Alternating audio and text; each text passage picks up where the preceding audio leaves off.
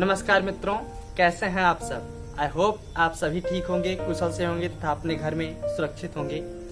जैसा कि आप लोग जानते हैं कि अब स्कूल वगैरह खुल चुके हैं, तो आप लोग धीरे धीरे अपने स्कूल जाना प्रारंभ कर दीजिए। हालांकि सावधानी अभी आप लोग बरतते रहिए, यानी कि मास्क, सैनिटाइजर वगैरह अपने साथ ले जाइए। एक बात मैं आज आप लोगों को विशेष बता देना चाहता हूँ कि कौन कहता है, लोग अक्सर कहा करते हैं ना कि साइंस साइड कठिन है, साइंस साइड कठिन है, आर्ट साइड सरल है, आर्ट साइड पढ़ो, साइंस साइड मत पढ़ो। लेकिन मैं आप लोगों को बता रहा हूँ, साइंस साइड कठिन नहीं होता है। साइंस साइड बाय रूल चलता है और आर्ट साइड जो होता है वो बाय लर्न चलता है। यानी कि आर्ट साइड में हमें मैक्सिमम चीजें जो होती है वो याद करनी पड़ती हैं, और साइंस साइड में हमें कुछ याद नहीं करना पड़ता, हमें कुछ भी याद नहीं करना पड़ता। सारी चीजें जो साइंस साइड में होती हैं वो बाय रूल चलती हैं। जैसा कि मैंने आप लोगों से वादा किया था कि मैं रेगुलर एक वीडियो अपलोड करूंगा, तो उसी वीडियो के क्रम में आज मेरी यह जो वीडियो है वो सूक्ष्मदर्शी व दूरदर्शी यानी कि प्रकाशिक यंत्र के बारे में है। आज हम पढ़ेंगे प्रकाशिक यंत्र के बारे में कि प्रकाशिक यंत्र क्या होता है। तो साथियों, आप लोगों का इतना प्यार, इतना आशीर्वाद मुझे मिला, जिस वजह से मैं वीडियो बनाने में सक्षम हो पा रहा हूँ। मेरी वीडियो जो है कंटिन्यू बनती जा रही है। तो आप लोग अपना प्यार दुलार इसी प्रकार से अपने छोटे भाई पर बनाए रखें, जिससे मैं वीडियो बनाने में सक्षम हो सकूं। तो आइए आज हम पढ़ते हैं प्रकाशिक यंत्र यानी कि सूक्ष्मदर्शी और दूरदर्शी के बारे में।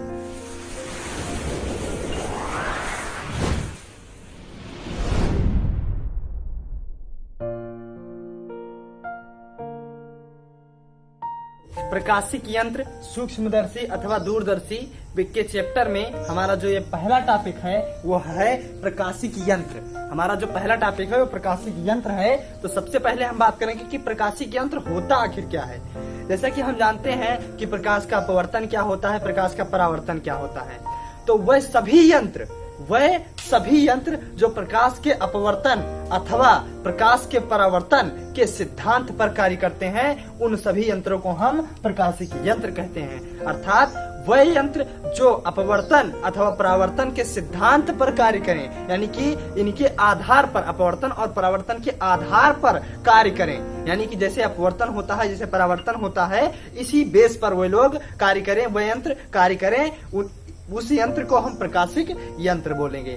प्रकाशिक यंत्र के बाद हमारा जो इसका अगला टॉपिक आता है वह इस चैप्टर का है दर्शन कोण। इस चैप्टर का हमारा अगला टॉपिक जो है वह है दर्शन कोण। अब हम बात करने वाले हैं दर्शन कोण क्या होता है।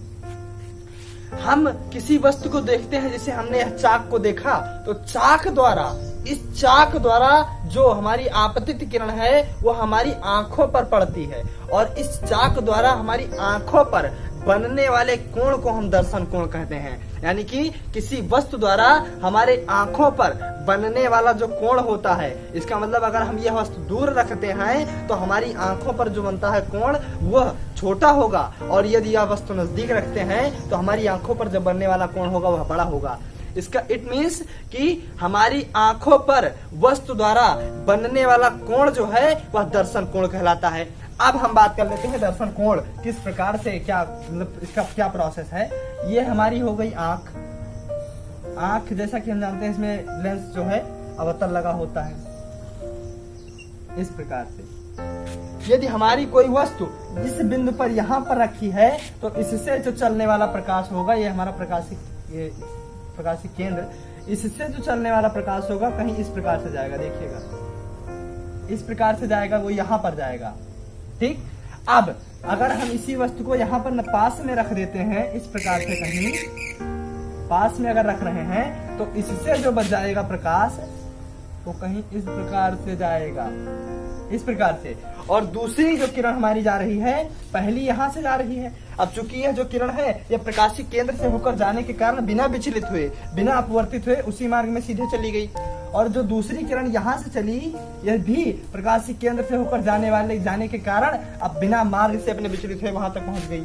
यहाँ से चलने वाली प्रकाश की किरण यहाँ बिना अपवर्तित हुए प्रकाशिक केंद्र से जाने के कारण बिना अपवर्तित हुए इस बिंदु पर आकर टकरा गई यहाँ पर। अब चूंकि जो हमारा यह प्रतिबिंब बन रहा है, यानी कि P और Q वस्तु का प्रतिबिंब हमारा यहाँ पर इस प्रकार से बनेगा, इस प्रकार से यहाँ, और जो हमारा ये वस्तु P और Q अगर हम आगे खिसका दें तो हमारा प्रतिबिंब यहाँ से इस प्रकार इतना बड़ा बन रहा है, ये बड़ा बन रहा है। ऐसा क्यों होता है? जबकि हमारी वस्तुएं जो है वह बराबर हैं। दूर रखने पर और पास रखने पर वस्तुओं का आकार तो छोटा नहीं हो जाएगा, लेकिन जो प्रतिबिंब का आकार है वह बदल जाएगा। और इस वजह से हमें पास रखी वस्तु जो होती है, जो हमारी पास रखी वस्तु होती है, वह बड़ी दिखाई देती है अपेक्षाकृत दूर रखी वस्तुओं के। यदि हमारा कोई वस्तु, यदि दो बराबर वस्तुएं, एक थोड़ी दूर पर रखी है हमारी आंख से तथा एक हमारी आंख से थोड़ा पास में रखी है, तो जो वस्तु हमारी दूर रखी है वह छोटी दिखाई देगी अपेक्षाकृत जो वस्तु हमारी पास रखी है। इसका मतलब हमारा दर्शन कोण क्या होता है? दर्शन कोण के बारे में बात करेंगे। दर्शन कोण वस्तु द्वारा आंख पर बनने वाला कोण जो होता था उसे हम दर्शन कोण कहते थे। तो हमारा जो ये वस्तु द्वारा आंख पर बना कोण, इसे हम अल्फा मान लेते हैं, और जो ये जब हम इस वस्तु को आगे खिसकाए तो ये हमारा कोण होगा बीटा। इसका मतलब ये हमारा जो दर्शन कोण है, दर्शन कोण का मान बढ़ने पर प्रतिबिंब का आकार बढ़ जाता है। इससे क्या निष्कर्ष निकला कि दर्शन कोण का मान बढ़ने पर प्रतिबिंब का आकार बढ़ जाता है। दर्शन कोण का मान बढ़ेगा कब? जब हमारी वस्तु हमारी आंख के निकट आती जाएंगी। यही कारण है साथियों, यही कारण है कि पृथ्वी से हजारों गुना बड़ा होने के कारण जो सूर्य दूरी पर स्थित है, इसीलिए हमें वह बहुत छोटा दिखाई देता है, क्योंकि सूर्य से हमारी आंखों का जो दर्शन कोण होता है वह छोटा होता है। पृथ्वी हमारे नजदीक होती है, पृथ्वी से हमारी आंखों का जो दर्शन कोण होता है वह बड़ा होता है। और यदि हमारा दर्शन कोण बड़ा होगा तो हमारा प्रतिबिंब बड़ा होगा, और प्रतिबिंब बड़ा होगा तो हमें वस्तुएं बड़ी दिखाई देंगी।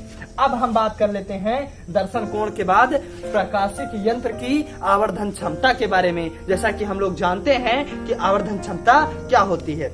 आवर्धन क्षमता, प्रकाशिक यंत्र की आवर्धन क्षमता के बारे में बात कर रहे हैं। इसको हम M से डिनोट करते हैं। इसका मतलब यह हुआ कि किसी यंत्र द्वारा, किसी प्रकाशिक यंत्र द्वारा बनने वाले, क्षमा चाहता हूं, किसी प्रकाशिक यंत्र द्वारा बनने वाले प्रतिबिंब का, किसी प्रकाशिक यंत्र द्वारा बनने वाले प्रतिबिंब का हमारी आंखों पर जो दर्शन कोण बनता है, जो दर्शन कोण बनता है उसे हम बीटा से डिनोट करते हैं।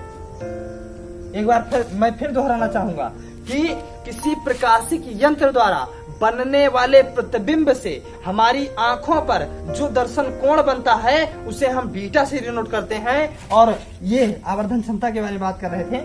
और नंगी आंख से, इसका मतलब नंगी आंख का मतलब बिना चश्मा, बिना ग्लास, बिना प्रकाशिक यंत्र का यूज किए हमारी जो वस्तु होती है और वस्तु द्वारा और आंख द्वारा बनने वाले दर्शन कोण को हम अल्फा से डिनोट करते हैं।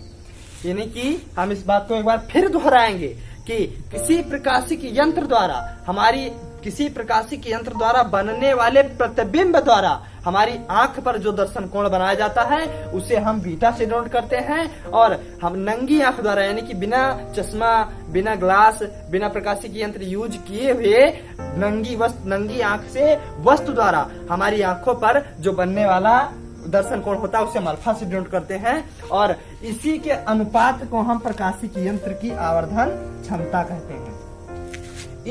इसी यानी कि प्रकाशिक यंत्र द्वारा बनने वाले प्रतिबिंब द्वारा हमारे नेत्र पर बनने वाले दर्शन कोण के तथा नंगी आंख से वस्तु द्वारा हमारे आंख पर बनने वाले दर्शन कोण के अनुपात को हम प्रकाशिक यंत्र की आवर्धन क्षमता कहते हैं। अब हम बात कर लेते हैं इस चैप्टर के अगले टॉपिक, जो कि है हमारा संयुक्त सूक्ष्मदर्शी। इसका मतलब संयुक्त सूक्ष्मदर्शी के बारे में बात करेंगे।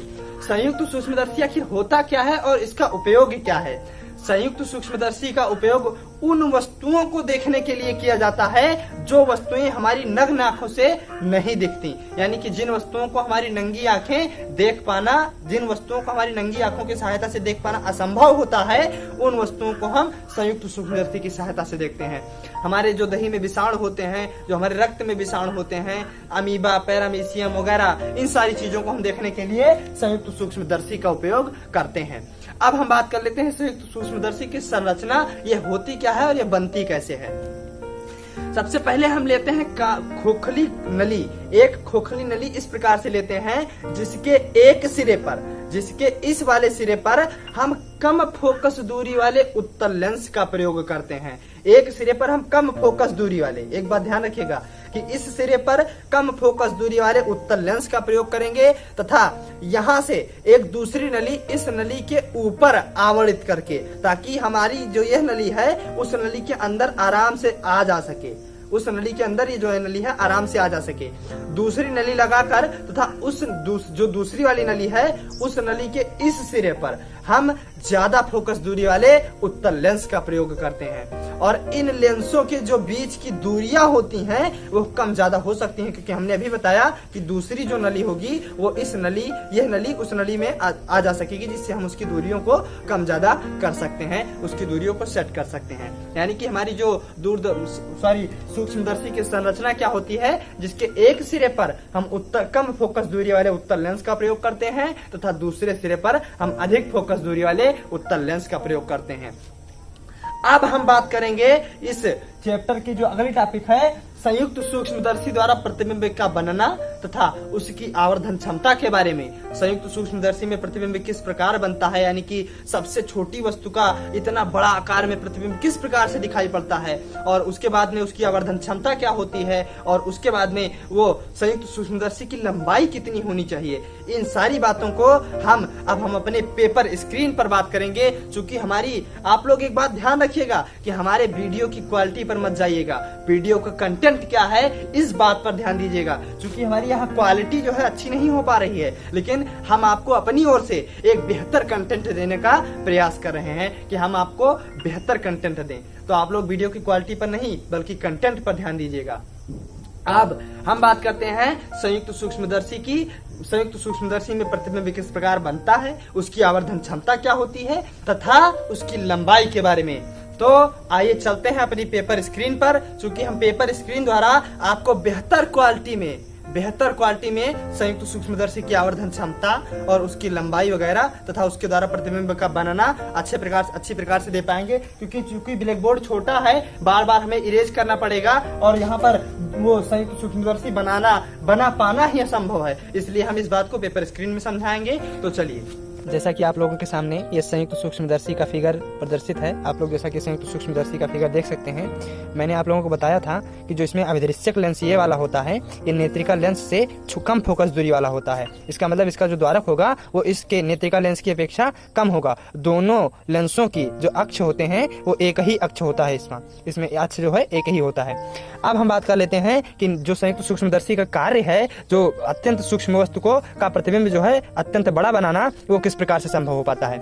जो हमारा एक AB जो अत्यंत सूक्ष्म वस्तु है, इससे जो चलने वाली प्रकाश की किरण ये वाली है, यानी कि B से जो चलने वाली प्रकाश की किरण ये है, ये उत्तल लेंस में प्रकाशिक केंद्र वाली जो रेखा गौण अक्ष पर टकराने के पश्चात, जो कि उत्तल लेंस का कार्य क्या है कि जो भी आपतित किरण है उसको मुख्य अक्ष की ओर मोड़ देता है। तो यहाँ पर देखिए ये मुख्य अक्ष की ओर मोड़ दिया, और जो मुख्य अक्ष के समांतर आने वाली प्रकाश की किरण है वो मुख्य फोकस से होकर जाती है। तो देखिए मुख्य फोकस से यहाँ पर होकर ये जा रही है। अब अगली बात करते हैं कि जो प्रकाशिक केंद्र से जो रेखा होकर, जो रेखा जो है प्रकाशिक केंद्र से होकर जाती है, वो अपने मार्ग में बिना अपवर्तित हुए सीधे निकल जाती है। तो यहाँ पर सीधे निकल गई।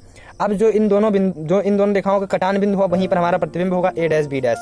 अब क्या होता है कि जो यह प्रतिबिंब हमारा A' B' है, ये हमारी नेत्रिका लेंस के लिए वस्तु का कार्य करने लगता है। तो यहाँ से जो चलने वाली प्रकाश की किरणें हैं, ये देखिए यहाँ से जो आई प्रकाश की किरणें, अब चूंकि ये ना तो समांतर आ रही हैं ना कहीं आ रही हैं, तो यहाँ से जो चलने वाली प्रकाश की किरणें यहाँ पर जब आपतित हुई तो उत्तल लेंस का कार्य मुख्य अक्ष की ओर मोड़ना, देखिए मोड़ दिया।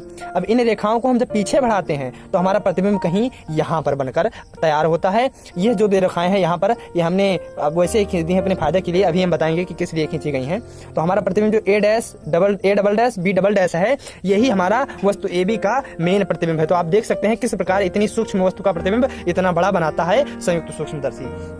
अब हम बात कर लेते हैं संयुक्त सूक्ष्मदर्शी की आवर्धन क्षमता के बारे में कि संयुक्त सूक्ष्मदर्शी की आवर्धन क्षमता क्या होती है। जैसा कि हम जानते हैं कि आवर्धन क्षमता जो होती है किसी भी प्रकाशिक यंत्र की, वह किसी प्रकाशिक यंत्र द्वारा नेत्र पर बनने वाले कोण बीटा, इसका मतलब बीटा, और बिना प्रकाशिक यंत्र के नेत्र पर बनने वाले कोण अल्फा के अनुपात को ही हम आवर्धन क्षमता कहते हैं।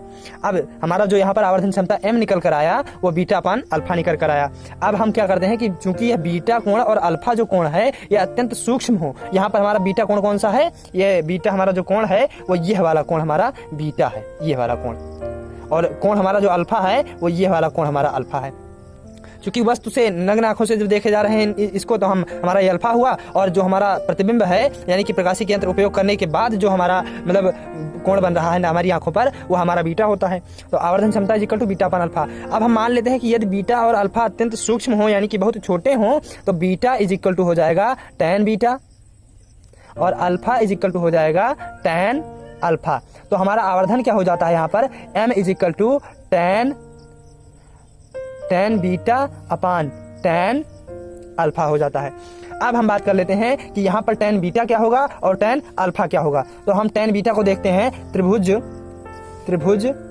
a डैश b डैश और E में देखते हैं, ये त्रिभुज A डैश B डैश और E जो हमारा यह त्रिभुज है, इसमें हम देखते हैं तो हमारा tan का जो फार्मूला होता है यानी कि tan beta is equal to हो जाएगा लंब बटा आधार। इसको हम त्रिकोणमिति में पढ़ेंगे कि tan जो होता है वो लंब बटा आधार होता है। tan beta is equal to लंब हमारा हो जाएगा A डैश B डैश, तो A dash B dash upon आधार क्या हो जाएगा E A डैश, ये हमारा आधार हो जाएगा। अब हम बात कर लेते हैं tan अल्फा के बारे में कि tan अल्फा हमारा क्या है। तो tan अल्फा जो है हमारी, ये tan अल्फा जो है हमारा वस्तु द्वारा दर्शन बना दर्शन कोण है। तो tan अल्फा के लिए लंब क्या हो जाएगा हमारा AB हो जाएगा, और इसकी जो वो आधार जो हो जाएगी, चूंकि हमारा जो ये वस्तु रखी है ये हमारी आंख के अत्यंत निकट रखी है, यानी कि हमारी आंख जिसे न देख पाए स्पष्ट दृष्टि की न्यूनतम दूरी पर रखी है, और स्पष्ट दृष्टि की न्यूनतम दूरी को हम कैपिटल D से डिनोट करते हैं। तो हमारा जो आधार हो जाएगा वो कैपिटल D हो जाएगा। अब हम बात कर लेते हैं इसके आगे की टॉपिक के बारे में। तो हमारा जो यहाँ पर A डैश B डैश है, ये डैश B डैश जो हमारा हो जाएगा वो नेत्रिका लेंस के लिए, जो हमारी ये नेत्रिका लेंस है, यहाँ पर देखिए जो हमारा A dash B dash is equal to हो जाएगा, A dash B dash is equal to हमारा क्या क्या है यहाँ पर E A dash is equal to और A B is equal to, चूंकि D हम जानते हैं कि D हमारा D ही रह जाएगा। तो हम सबसे पहले इसको इसमें रख लेते हैं। तो हमारा जो यहाँ पर आवर्धन हो रहा है M is equal to A dash B dash upon E A dash, फिर होल अपान हो जाएगा इसका क्या कि tan alpha is equal to AB upon D हो जाएगा। तभी हम यहाँ नहीं तो इसको हम सिंपलाइज कर लगाते हैं। तो n इज इक्वल टू हमारा क्या हो जा रहा है A dash B dash upon E A dash multiply by, क्योंकि जो हमारा डिवाइड करके हटेगा और मल्टीप्लाई का लगेगा तो D ऊपर चला जाएगा और AB नीचे चला आएगा। तो कुछ इस प्रकार से हो जाएगा D अपान AB हो जाएगा यहाँ पर। अब हम इसको किस प्रकार से लिखेंगे, is equal to n is equal to हो जाएगा A dash B dash upon AB और इसको हम ब्रैकेट में लिख देंगे D upon E A dash. अब हमारा A डैश B डैश जो होगा ये हमारा हो जाएगा A डैश और B डैश, ये हमारा A डैश और B डैश की दूरी जो है ये हम लेंगे तो माइनस में, क्योंकि हमारा जो यहाँ से यहाँ तक की दूरी है, सॉरी यहाँ से यहाँ तक की दूरी जो हमारी प्रतिबिंब की दूरी को लेंगे। तो A डैश B डैश हमारी प्रतिबिंब की दूरी है यहाँ पर इस लेंस के लिए, अवधेश्य के लिए, तो ये हो जाएगी BO, ये हमारी प्रतिबिंब की दूरी है यहाँ पर, तो ये हो जाएगी BO, क्योंकि प्रतिबिंब की दूरी को हम BO से डिनोट करते हैं। और जो हमारा E A डैश है ये हमारी वस्तु की दूरी है, और इसको हम दाएं से बाएं की ओर नाप रहे हैं, इसको हम माइनस में लेंगे, माइनस UE, क्योंकि हमारा इधर से इधर को नापा जा रहा है। चिन्ह पर पार्टी आप याद करिए, इधर से इधर नापा जाएगा तो प्लस में, और इधर से इधर नापा जाएगा तो माइनस में, तो हमारा ये माइनस हो जाएगा। अब हमारा जो है यहाँ पर ये हमारा हो जाएगा UO, यहाँ से यहाँ तक की दूरी जो है UO हो जाएगी, इसे हम भी माइनस में ही लेंगे, इसको भी माइनस में लेंगे। अब हम आगे की बात करते हैं। जो हमारा न्यूनतम स्पष्ट दृष्टि की न्यूनतम दूरी है जो D, वो हमारा D जो लेंगे वो माइनस D लेंगे, क्योंकि हमारा D भी इधर को ही नापा जा रहा है। अब हम इसके आगे की बात यहाँ से करते हैं। तो यह हो जाएगा हमारा this implies that M is equal to हो जाएगा A डैश B डैश के स्थान पर हम रखेंगे B0 अपान AB के स्थान पर रखेंगे हम माइनस U0, और फिर ब्रैकेट में हम D के स्थान पर रखेंगे माइनस D और अपान E A डैश के स्थान पर रखेंगे माइनस UE।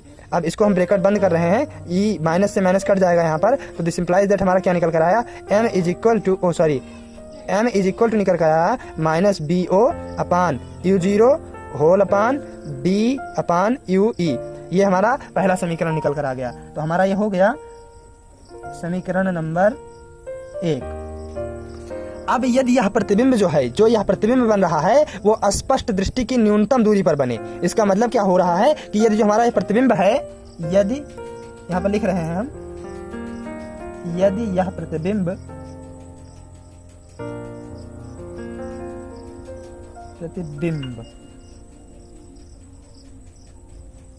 स्पष्ट दृष्टि की न्यूनतम दूरी पर बने, सॉरी हम लिख नहीं पा रहे हैं, इसको काट दे रहे हैं। स्पष्ट दृष्टि की न्यूनतम दूरी पर बने तो हमारा यहाँ पर क्या हो जाएगा, स्पष्ट दृष्टि की जब न्यूनतम दूरी पर बनेगा तो बी जो है हमारा वो -d के बराबर हो जाएगा, क्योंकि प्रतिबिंब की दूरी स्पष्ट दृष्टि की न्यूनतम दूरी हो जाएगी तो -d हो जाएगी प्रतिबिंब की दूरी यहाँ से यहाँ तक। अब उसके बाद में हमारा जो u है वो हमारा हो जाएगा -ue, और जो हमारा f है वो fe के बराबर हो जाएगा यहाँ पर, इस प्रकार से हो जाएगा। तो हम लेंस का सूत्र जानते हैं, लेंस का सूत्र क्या होता है, 1/f is equal to the 1/b minus 1/u, ये हमारा होता है लेंस का फार्मूला।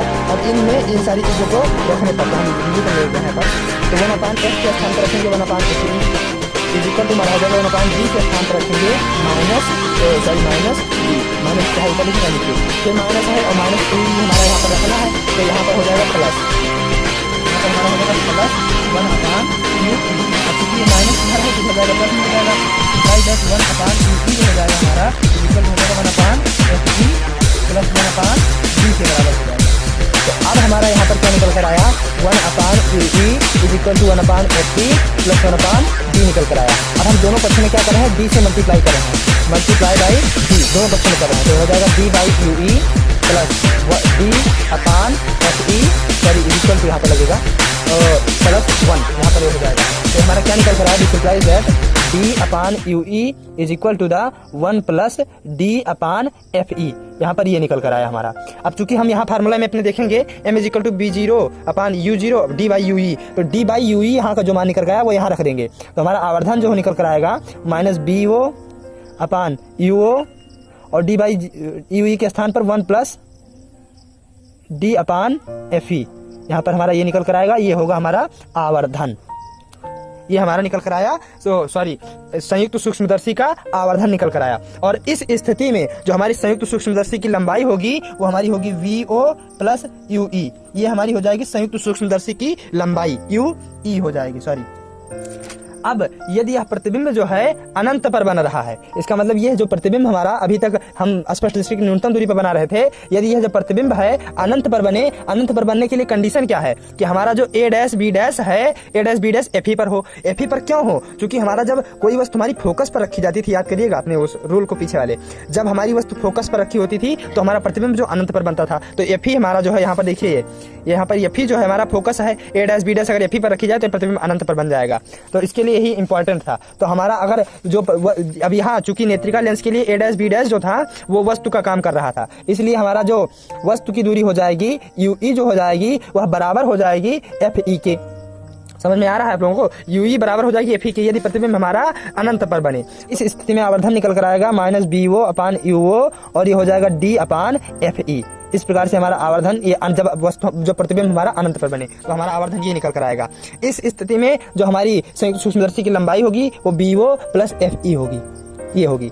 तो अब हम चलते हैं अपनी ब्लैक बोर्ड स्क्रीन पर बात करने के लिए खगोलीय दूरदर्शी के बारे में। तो आइए ब्लैक बोर्ड स्क्रीन पर बाहर आ जाइए पेपर स्क्रीन से। अब हम आ चुके हैं ब्लैक बोर्ड स्क्रीन पर। तो हमारे चैप्टर की जो अगली टॉपिक है वो है खगोलीय दूरदर्शी। हमने संयुक्त सूक्ष्मदर्शी की आवर्धन क्षमता और उसकी लंबाई, उसके द्वारा बनने वाले प्रतिबिंब के नियम, सारी चीजें अपनी पेपर स्क्रीन पर अध्ययन की। अब हम आ चुके हैं अपनी ब्लैक बोर्ड स्क्रीन पर। इसमें अब हम बात करने वाले हैं खगोलीय दूरदर्शी के बारे में। खगोलीय दूरदर्शी आखिर होती क्या है? अब जैसा कि नाम से स्पष्ट है, संयुक्त सूक्ष्मदर्शी और खगोलीय दूरदर्शी। संयुक्त सूक्ष्मदर्शी का मतलब हुआ सूक्ष्म, यानी कि छोटी वस्तुओं को बड़ा दिखाने का कार्य करना संयुक्त सूक्ष्मदर्शी का है। और दूरदर्शी, इसका मतलब दूर की वस्तुओं को पास दिखाने का जो कार्य है वो हमारी खगोलीय दूरदर्शी का है। खगोलीय दूरदर्शी आखिर बनती किस प्रकार से है? फिर हम वही जो एक खोखली नली लेंगे और उसके इस सिरे पर, अब हम अभी सूक्ष्मदर्शी भी क्या करते थे कि इस सिरे पर हम कम फोकस दूरी वाला उत्तल लेंस का प्रयोग करते थे, लेकिन खगोलीय दूरदर्शी में क्या करेंगे कि इस सिरे पर हम अधिक फोकस दूरी वाला उत्तल लेंस का प्रयोग करेंगे, तथा जो हमारी दूसरी नली होगी जो इसमें जो फिट हो जाएगी, अब आप लोगों का दिमाग कहीं अलग ही चला गया होगा, जो इसमें फिट हो जाएगी। अब हम बात कर लेते हैं, आइए कंसंट्रेट रहिए।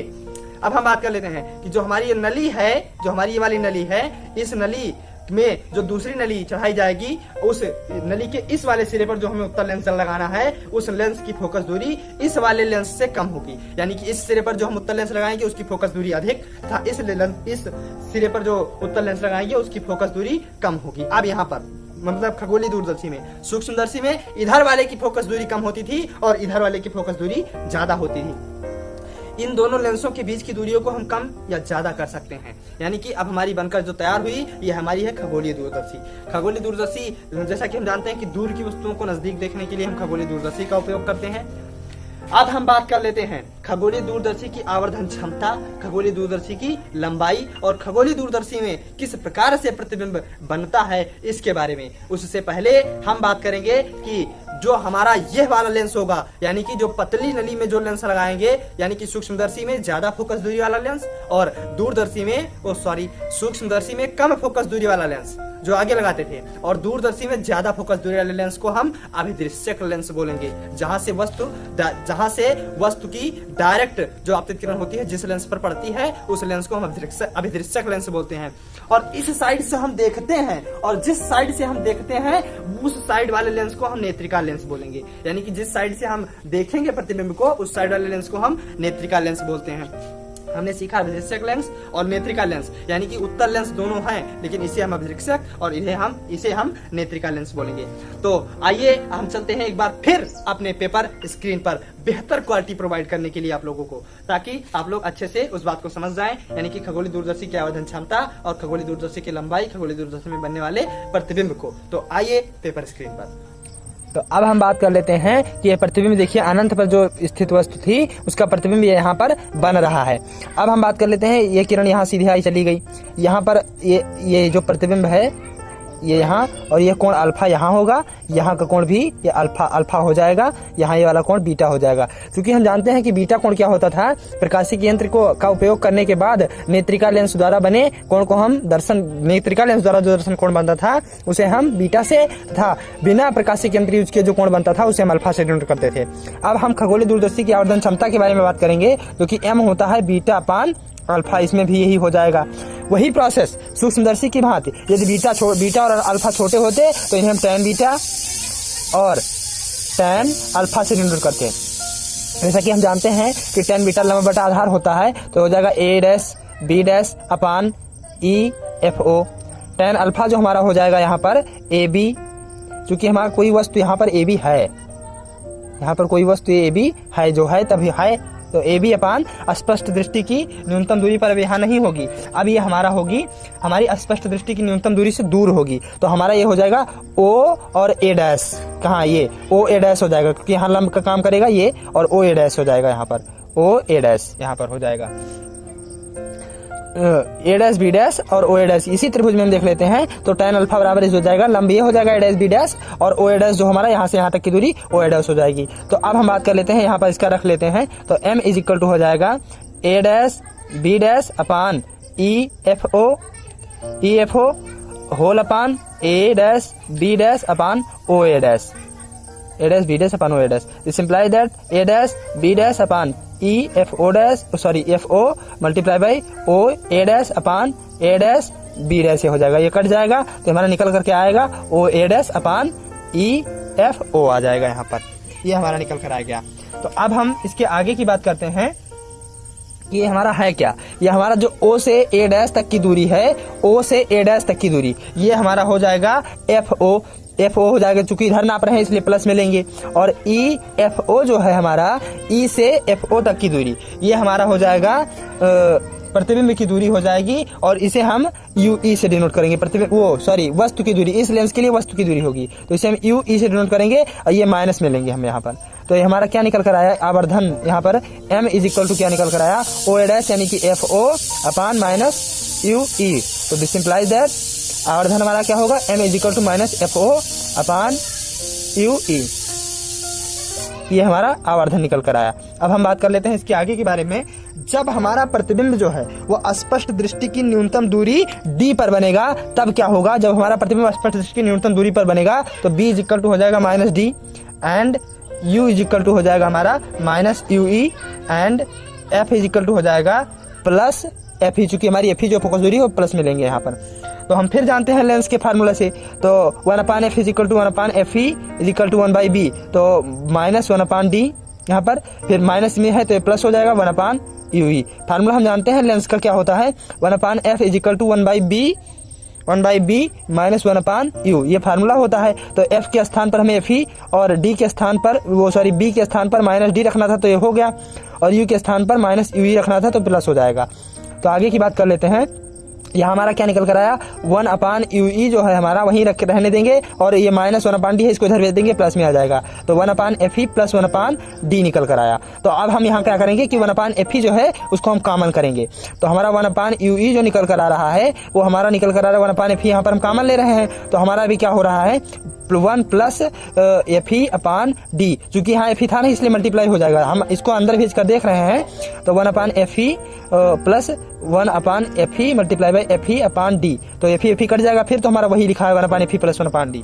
तो यहाँ पर एक गलत नहीं है, इसलिए अब अब हमारा जो समीकरण 1 आया था उसको 1/u के स्थान पर हम ये सारी चीजें रख रहे हैं। तो हमारा क्या है, m = माइनस fo हम अलग कर रहे हैं, और 1/u मतलब ue के स्थान पर क्या रख रहे हैं, 1/fe मल्टीप्लाई में 1 प्लस fe/d रख रहे हैं। तो हमारा फाइनली क्या आया निकल कर, m = जो आया वो माइनस fo/fe और 1 प्लस fe/d निकल कर आया। ये हमारा इसके खगोलीय दूरदर्शी के लिए आवर्धन का फार्मूला हो जाएगा। और इस कंडीशन में जो हमारी दूरदर्शी की लंबाई होगी वो fo प्लस ue होगी। इस कंडीशन में हमारी जो दूरदर्शी की लंबाई होगी। अब यदि प्रतिबिंब अनंत पर बन रहा है, जब प्रतिबिंब अनंत पर बने तो ue जो हमारा है ये ये हमारा fe पर होना आवश्यक है, तभी हमारा प्रतिबिंब अनंत पर बनेगा, क्योंकि फोकस पर जब वस्तु रखी होती है तभी प्रतिबिंब अनंत पर बनता है। तो ue जो होगा वो fe के हमारे बराबर हो जाएगा, fe = ue हो जाएगा। और तब हमारा जो आवर्धन का फार्मूला निकल कर आएगा वो हमारा क्या निकल कर आएगा,